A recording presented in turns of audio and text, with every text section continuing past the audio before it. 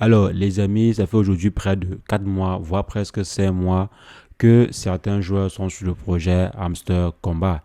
Il y a ceux qui sont actifs presque 12 heures sur 24. Je vois même qu'il y a eu d'autres qui ont dit qu'ils sont à plus de 16 heures sur 24. Bon, je ne sais pas comment est-ce qu'ils font pour faire exactement 16 heures par jour sur une application, mais disons que il y a des personnes qui dépensent énormément de temps sur l'application et même d'argent. Parce qu'il y a des régions dans le monde où pour pouvoir avoir accès à ce jeu, il faut débourser, entre parenthèses, des fortunes pour avoir accès à la connexion. Il y a des pays où pour avoir simplement accès à la connexion pendant quelques heures, ça coûte plus de 1 euro.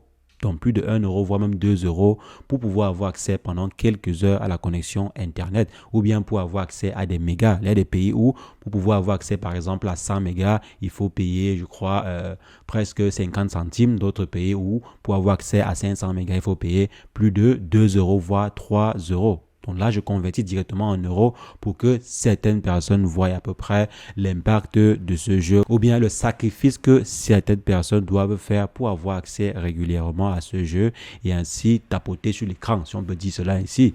Donc maintenant, il y a une frustration qui s'est fait ressentir à grande échelle dans la communauté d'Hamster Combat et il y a même ceux qui sont venus jusqu'à le faire ressentir dans le groupe officiel de la team. Il y a certains projets qui ne laissent pas la communauté s'exprimer sur Telegram, comme par exemple Empire Mosque et tous les autres projets. Donc, il y a même plein de projets qui ne laissent pas en fait la communauté s'exprimer en commentaire sur un groupe ou bien dans un groupe Telegram. Mais la team derrière le projet Hamster Combat a eu à laisser cela et certaines frustrations, mais vraiment claires, se sont fait ressentir et j'ai également eu à voir certains retours dans notre canal à nous. Donc aujourd'hui, on va voir si ça vaut réellement la peine de s'investir autant sur une solution pareille.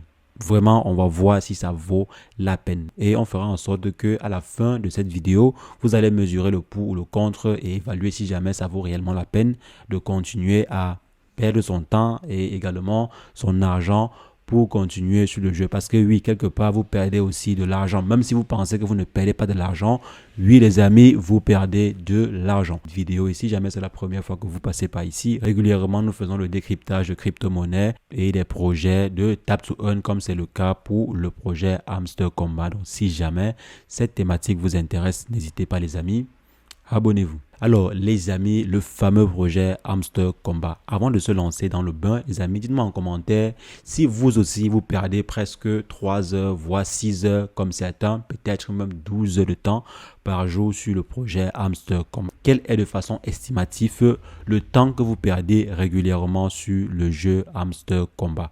Si on prend depuis le départ, donc en moyenne, combien de temps perdez-vous sur le projet Hamster Combat? Et dites également si jamais vous pensez que le airdrop aura lieu ce mois d'août. Est-ce que vous croyez encore que le airdrop ait lieu en ce mois d'août? Dites-le moi en commentaire, les amis, je me ferai un plaisir d'échanger avec vous. Donc comme je disais en introduction, il y a des personnes en fait qui se sont rendues compte qu'elles perdaient plusieurs heures, voire jusqu'à 6 heures, être déjà 3 heures ou 5 heures même par jour sur le jeu, ça commence à peser. Ça pèse vraiment. On va prendre une moyenne. Les commentaires qui revenaient, on va prendre une moyenne. Si une personne perd par exemple 3 heures sur le jeu de façon journalière. Si une personne par exemple perd 3 heures par jour sur le jeu, est-ce que c'est intéressant? Et maintenant, la team continue de mettre de nouvelles fonctions. La team continue de développer de nouvelles solutions. C'est bien. Ils ont une vision. C'est bien. Mais on était sur un premier airdrop aux alentours du mois de juin. Entre juin et juillet. On s'attendait, toute la communauté en fait s'attendait. Lorsqu'on commençait à miner, on savait que ok, on était aux alentours de juin-juillet pour le premier airdrop. Mais juin est arrivé, on n'a pas eu le listing, on n'a pas eu le TGE. Donc même le Token Generation Event. Parce qu'on disait ok, le Token Generation Event devait avoir lieu vers juin. Donc entre fin mai et juin. On n'a pas eu de Token Generation Event.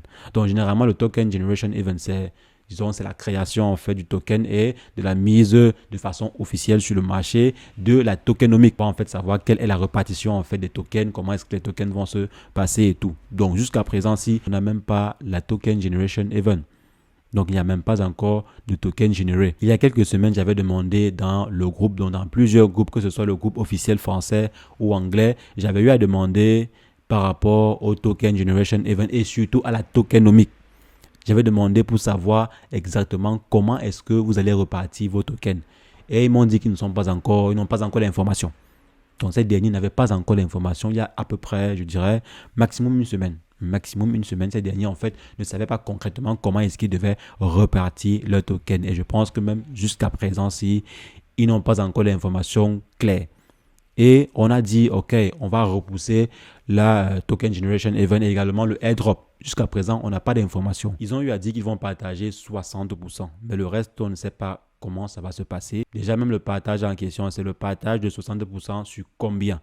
Donc, ils n'ont pas encore eu à mettre en circulation leur tokenomics. On ne sait pas comment ça va se passer jusqu'à présent. Et ils continuent en fait de développer régulièrement de nouvelles fonctions, ce qui agace déjà la communauté. Comme l'a fait en fait savoir cet abonné-ci qui a rédigé une Bible et a balancé dans le canal Telegram, ce qui a été relayé massivement par d'autres personnes. D'autres personnes ont repris le commentaire ou bien le post et ont republié dans le canal Telegram. C'était en fait un message de ras-le-bol et c'est tout à fait normal et compréhensible parce qu'il n'est pas le seul. Je pense que la plupart des personnes qui sont actuellement dans la communauté vont bientôt craquer ou bien abandonner le jeu parce que si on fait un mois, on ne fait pas de airdrop, on ne fait pas de token generation event, on ne sait pas comment est-ce que les tokens seront repartis.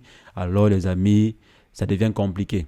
Il y a de plus en plus de personnes qui commencent à abandonner le jeu. Je pense que j'ai déjà eu à recevoir au moins 2 ou 3 commentaires dans le groupe Telegram des personnes qui disent qu'ils ont arrêté. D'autres disent même qu'ils ont complètement supprimé leur compte Hamster Combat. C'est vrai que bon, supprimer quand même, c'est un peu abusé. On peut laisser où on est et ensuite attendre en fait de airdrop pour voir ce qu'on pourra recevoir. Mais bon, là n'est pas le débat. On remarque en fait que beaucoup de personnes se découragent du jeu Hamster Combat parce que la team est en train d'allonger le jeu. Ils incitent en fait les gens à passer des heures et des heures à jouer ce jeu pour avoir les clés. J'ai par exemple vu des personnes qui jouent à tous les 4 jeux ou 5 jeux qui sont présents actuellement sur l'application. C'est vrai que de façon officielle, ils disent que non, il ne faut pas jouer à tous les jeux parce que bon, eux-mêmes ils savent que ça peut devenir addictif. Parce que si on dit par exemple que oui, si vous avez le maximum de clés, vous allez avoir le maximum d'argent. Mais après on vous dit non, il ne faut pas jouer à tous les jeux. Là, c'est dit une chose et fait autre chose. Parce que ce que les gens veulent, c'est quoi? C'est avoir le maximum de clés pour avoir le maximum d'argent possible à la fin. Donc, les gens vont passer des heures et des heures.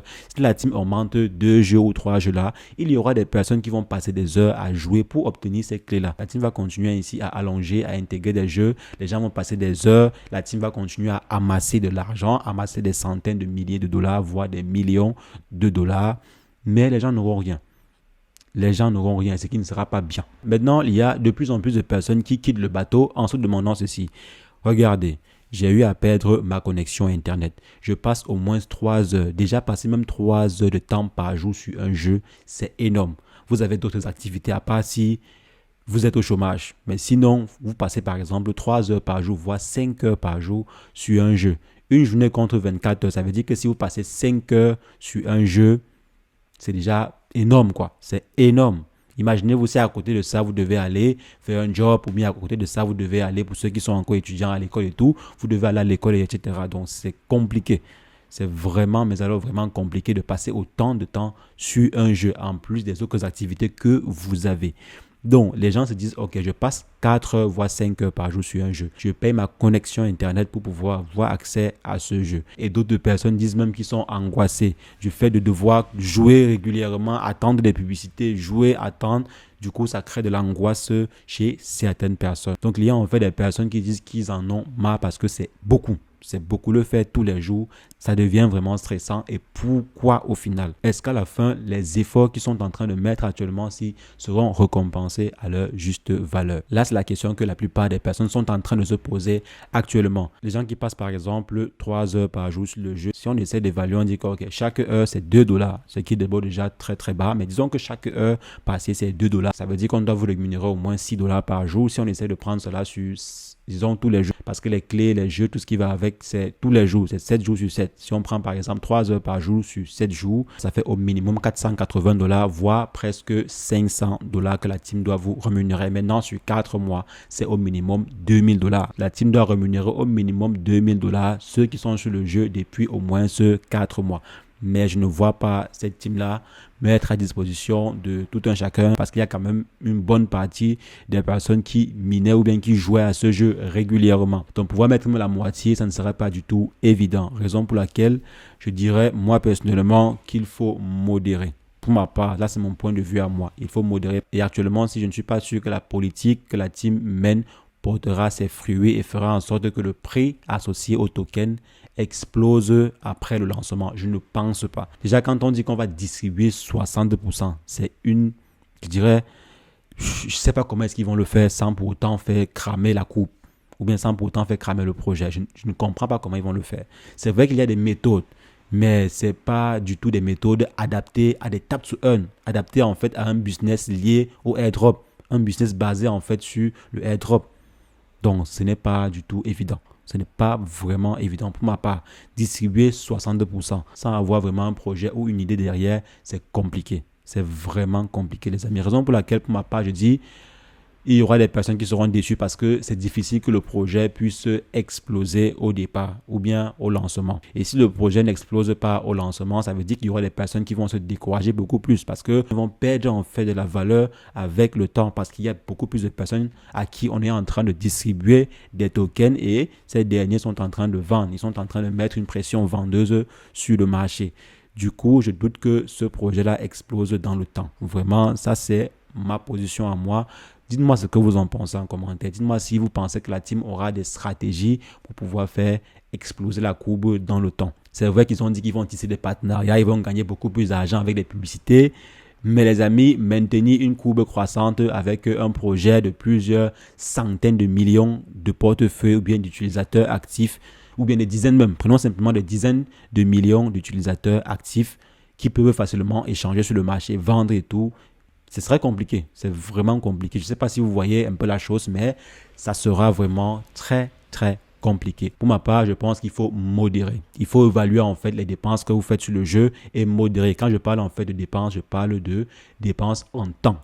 Il faut modérer le temps que vous passez sur le jeu. Et se rassurer que bon, si demain par exemple le projet me donne 100 $, c'est suffisant pour moi. Ou bien si le projet par exemple me donne 50 $, soit suffisant pour moi parce que ça risque de décevoir certaines personnes. J'avais eu à demander dans le groupe Telegram, déjà je vous invite à rejoindre massivement le groupe Telegram pour ne rien rater en termes d'opportunités sur ce projet ou bien sur d'autres projets. Il ne faudrait pas par exemple qu'il y ait une information que vous loupez parce que vous n'êtes pas dans le canal Telegram ou bien que vous n'êtes pas sur le bon canal. Donc je vous invite à rejoindre le canal Telegram. Le lien est dans la description et en commentaire épinglé. Donc comme je disais, pour ma part, la solution actuelle c'est de modérer, pas supprimer son compte. Donc je ne suis pas trop partisan pour la suppression totale du compte, mais plutôt pour la modération dans le temps que l'on accorde à ce type de projet. Parce que la rémunération derrière, si vous êtes dans certaines zones, dans certains pays, ça risque de ne pas en valoir la peine. Je pense que ça risque d'être plutôt plus coûteux pour vous de rester sur le jeu ou bien d'être 10 000 fois plus actif dans le jeu que de vous retirer du jeu. Bien sûr, comme je dis, ça dépend de votre situation, ça dépend également de votre zone géographique. Donc dites-moi ce que vous en pensez en commentaire, je me ferai un plaisir d'échanger avec vous. Est-ce que vous allez abandonner, vous allez continuer, vous allez modérer plutôt ou bien vous allez plutôt voir? Parce qu'il y a des personnes qui disent qu'on va voir. Ils ont eu à dire qu'ils vont faire ça, ça, ça. On va voir. Est-ce que ce mois déjà, on aura le airdrop? On va voir si on aura ce fameux airdrop. Donc, il y a des personnes en fait qui sont en train de dire, on va voir. Donc, on va voir ce qui va se passer ce mois si déjà on aura ce fameux airdrop.